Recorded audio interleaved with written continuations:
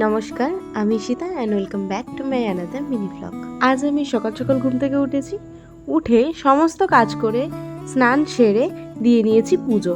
জানো তো, আমরা প্রায় রোজ রাতে শোয়ার আগে ভেবে নিই সকালবেলা ঘুম থেকে উঠে কি করব।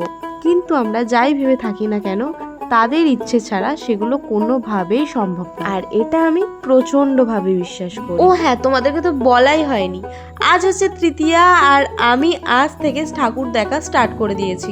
কারণ ভাই, ওই ষষ্ঠী, সপ্তমী, অষ্টমী, নবমী, দশমী, এই 4টে দিন কলকাতায় যে হারে ভিড় হবে, আমি তো নেই বাবা। আর এখন থেকে গিয়ে দেখলাম যা ভিড়, তুমি পা রাখতে পারবে না মেট্রো। তাই বলছি, ভালো কথা, এখন থেকে ঠাকুর দেখা স্টার্ট করে দাও। লোকে তো মহালয়া থেকে স্টার্ট করেছে, তুমি দুদিন লেট করলে কোনো প্রবলেম হবে না, তবে স্টার্ট করে দাও।